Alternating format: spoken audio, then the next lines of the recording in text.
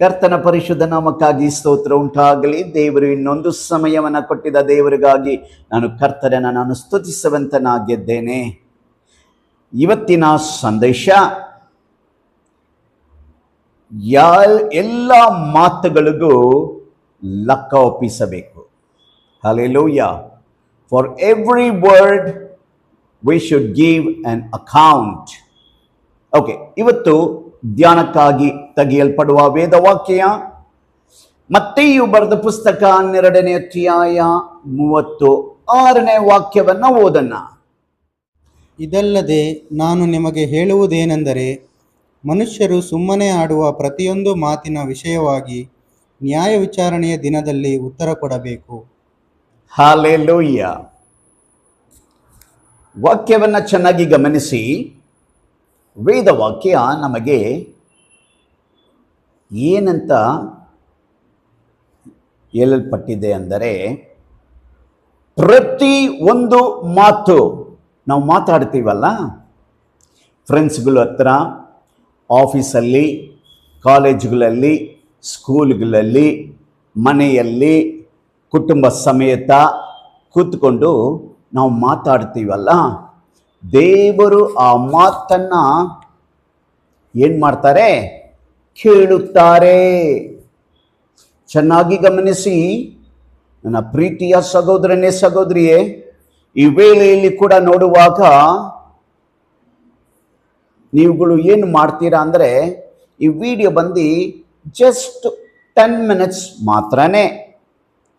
ಅಷ್ಟು ಬೇಗ ನೀವೇನು ಮಾಡಬಾರ್ದು, ತಿರುಗಿಸ್ಬಿಡಬೇಡಿ. ನೀವು ಆ ವಾಕ್ಯವನ್ನು ನೋಡಿ, ವಾಕ್ಯದ ಮೇಲೆ ಗಮನ ಇಡಿ. ವೇದ ವಾಕ್ಯ ಹೇಳುತ್ತೆ, ಇಲ್ಲಿ ಯಾವುದೆಲ್ಲ ನಾವು ಮಾತುಗಳನ್ನು ಮಾತಾಡ್ತೀವೋ ಆ ಮಾತುಗಳಿಗೆ ನಾವು ಏನು ಕೊಡಬೇಕು? ಲೆಕ್ಕ ಒಪ್ಪಿಸಬೇಕು. ಹಲ್ಲೆಲೂಯಾ. ವೇದ ವಾಕ್ಯದಲ್ಲಿ ಕೂಡ ನಾವು ನೋಡುತ್ತೇವೆ. ಪ್ರಸಂಗಿನ ಬರೆದ ಪುಸ್ತಕ 12ನೇ ಅಧ್ಯಾಯ 14ನೇ ವಾಕ್ಯದಲ್ಲಿ, ಒಳ್ಳೆಯದಾಗಲಿ ಕೆಟ್ಟದಾಗಲಿ ಸಕಲ ರಹಸ್ಯ ಸಂಗತಿಗಳನ್ನು ವಿಮರ್ಶಿಸುವ ನ್ಯಾಯ ವಿಚಾರಣೆಗೆ ದೇವರು ಪ್ರತಿಯೊಂದು ಕಾರ್ಯವನ್ನು ಗುರಿ ಮಾಡುವನು. ಎಲ್ಲದಕ್ಕೂ ನನ್ನ ಪ್ರೀತಿಯ ಸಹೋದರನೇ, ಎಲ್ಲ ಮಾತುಗಳಿಗೂ, ಅದಕ್ಕೆ ನಮ್ಮ ಮಾತುಗಳು ಕೊಂಚವಾಗಿರಬೇಕು.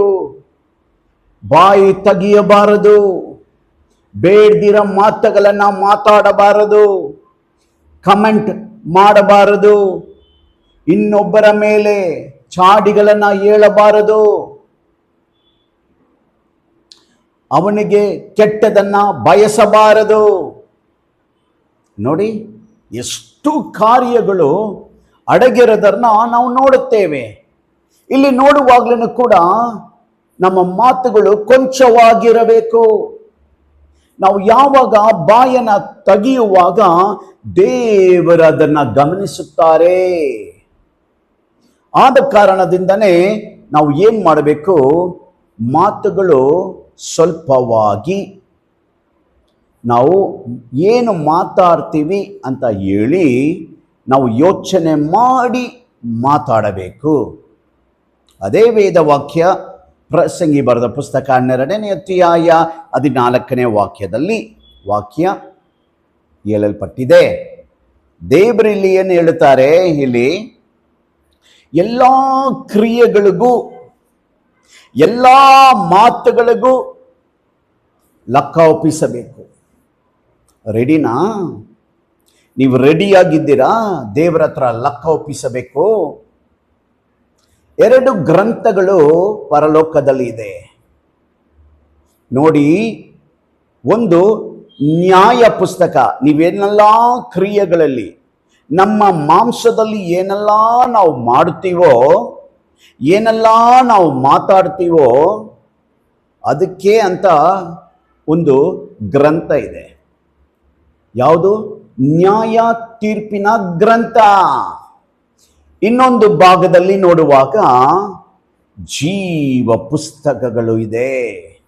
ನಮ್ಮ ಹೆಸರುಗಳು ಜೀವ ಪುಸ್ತಕದಲ್ಲಿ ಬರೆದಿಲ್ಪಟ್ಟ ಬರ್ದಿರಬೇಕು, ನ್ಯಾಯ ಪುಸ್ತಕದಲ್ಲಿ ಬರ್ದಿರಬಾರದು. ಹಲ್ಲೆಲೂಯ. ಚೆನ್ನಾಗಿ ಗಮನಿಸಿ, ವೇದವಾಕ್ಯ ಏನು ಹೇಳುತ್ತೆ? ಯೆರೆಮೀಯ ಬರೆದ ಪುಸ್ತಕ 23ನೇ ಅಧ್ಯಾಯ 24ನೇ ವಾಕ್ಯ. ನನ್ನ ಕಣ್ಣಿಗೆ ಬೀಳದಂತೆ ಯಾವನಾದರೂ ಗುಪ್ತ ಸ್ಥಳಗಳಲ್ಲಿ ತನ್ನನ್ನು ಮರೆಮಾಡಿಕೊಂಡಾನೆ. ನಾನು ಭೂಮ್ಯಾಕಾಶಗಳಲ್ಲಿಯೂ ವ್ಯಾಪಿಸಿರುವವನಲ್ಲವೇ? ನೋಡಿ, ಗುಪ್ತ ಸ್ಥಳದಲ್ಲಿ ನಾವು ಏನು ಮಾಡಿದ್ರು ಯಾರು ನೋಡಲ್ಲ ಅಂತ ತಿಳ್ಕೊಳ್ತಾರೆ. ಆದರೆ ದೇವರು ಆಕಾಶವನ್ನ, ಭೂಮಿಯನ್ನ ಸೃಷ್ಟಿಸಿರುವ ಸರ್ವಶಕ್ತನಾದ ದೇವರು. ಅವರು ಏನು ಮಾಡ್ತಾರೆ? ನಿನ್ನ ಮೇಲೆ ಕಣ್ಣನ್ನ ಇಟ್ಟಿದ್ದಾರೆ. ನೀನು ಎಲ್ಲಿ ಬಚ್ಚಿಕೊಳ್ಳಕ್ಕೂ ನಿನ್ನ ಕೈಯಲ್ಲಿ ಆಗೋದೇ ಇಲ್ಲ, ಸಾಧ್ಯನೇ ಇಲ್ಲ. ದೇವರ ಕಣ್ಣಿಂದ ತಪ್ಪಿಸಿಕೊಳ್ಳಕ್ಕೆ ಸಾಧ್ಯನೇ ಇಲ್ಲ. ದೇವರು ನೋಡ್ತಾನೇ ಇದ್ದಾರೆ. ಆದ ಕಾರಣದಿಂದನೇ ನಾವು ಏನು ಮಾಡಬೇಕು? ಯಾವ ಕಾರ್ಯಗಳು ಮಾಡಿದ್ರೂ ನಾವು ದೇವರು ನೋಡುತ್ತಾರೆ, ದೇವರು ನಮ್ಮನ್ನು ಗಮನಿಸುತ್ತಾ ಇದ್ದಾರೆ ಅಂತ ಆ ಭಯ ಒಂದೊಂದು ಪ್ರತಿ ಮನುಷ್ಯನ ಒಳಗೆ, ಕುಟುಂಬದಲ್ಲಿ, ಸಭೆಯಲ್ಲಿ, ಕೆಲಸದ ಮೇಲೆ, ಕಾಲೇಜುಗಳಲ್ಲಿ, ಸ್ಕೂಲ್ಗಳಲ್ಲಿ ಆ ಭಯ ಇದ್ದರೆ ನಾವು ಪಾಪ ಮಾಡಕ್ಕೆ ಅಸಾಧ್ಯವಾದ ಕಾರ್ಯ. ಆದ ಕಾರಣದಿಂದನೇ ನಮ್ಮ ಮಾತುಗಳು, ನಮ್ಮ ಕ್ರಿಯೆಗಳು ಎಚ್ಚರಿಕೆಯಾಗಿ ಕಾಣಲ್ಪಡಬೇಕು. ಹಲ್ಲೆಲೂಯ. ನೋಡಿ, ಇಲ್ಲಿ ವೇದ ವಾಕ್ಯ ಹೇಳಲ್ಪಟ್ಟಿದೆ ನಮಗೆ. ಪ್ರಸಂಗಿನ ಬರೆದ ಪುಸ್ತಕ 11ನೇ ಅಧ್ಯಾಯ 9ನೇ ವಾಕ್ಯ. ಯೌವನಸ್ಥನೇ, ಪ್ರಾಯದಲ್ಲಿ ಆನಂದಿಸು. ಯೌವನದ ದಿನಗಳಲ್ಲಿ ಹೃದಯವು ನಿನ್ನನ್ನು ಹರ್ಷಗೊಳಿಸಲಿ. ಮನಸ್ಸಿಗೆ ತಕ್ಕಂತೆಯೂ ಕಣ್ಣಿಗೆ ಸರಿಬೀಳುವ ಹಾಗೆಯೂ ನಡೆದುಕೋ. ಆದರೆ ಈ ಎಲ್ಲ ವಿಷಯಗಳಲ್ಲಿಯೂ ದೇವರು ನಿನ್ನನ್ನು ನ್ಯಾಯ ವಿಚಾರಣೆಗೆ ಗುರಿ ಮಾಡುವನೆಂದು ತಿಳಿದಿರು. ಹಲ್ಲೆಲೂಯ. ನೀನು ಏನಾದರೂ ಮಾಡು, ಆದರೆ ದೇವರಿಗೆ ಮೆಚ್ಚದಾಗೆ ನಡ್ಕೋ. ಯಾಕೆ ಅಂದರೆ ನ್ಯಾಯ ತೀರ್ಪು ಎಲ್ಲರಿಗೂ ಇದೆ.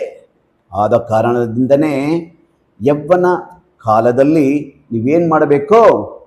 ಎಚ್ಚರಿಕೆಯಾಗಿ ನಿಮ್ಮ ಕ್ರಿಯೆಗಳು, ನಿಮ್ಮ ಮಾತುಗಳು ಇರಲಿ. ಹಲ್ಲೆಲೂಯ. ಈಗಲೂ ಕೂಡ ಈ ವಾಕ್ಯ ಹೇಳುತ್ತೆ,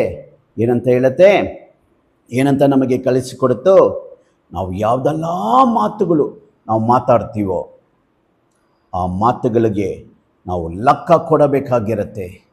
ಸೊ ದೇವರು ದಾಮೆ ಈ ವಾಕ್ಯವನ್ನು ಆಶೀರ್ವಾದ ಮಾಡಲಿ. ಆಮೇನ್. ಈ ಸಂದೇಶ ನಮಗೆ ಆಶೀರ್ವಾದವಾಗಿದ್ದರೆ ಲೈಕ್ ಮಾಡಿ, ಶೇರ್ ಮಾಡಿ, ಸಬ್ಸ್ಕ್ರೈಬ್ ಮಾಡಿ. May God bless you. Amen.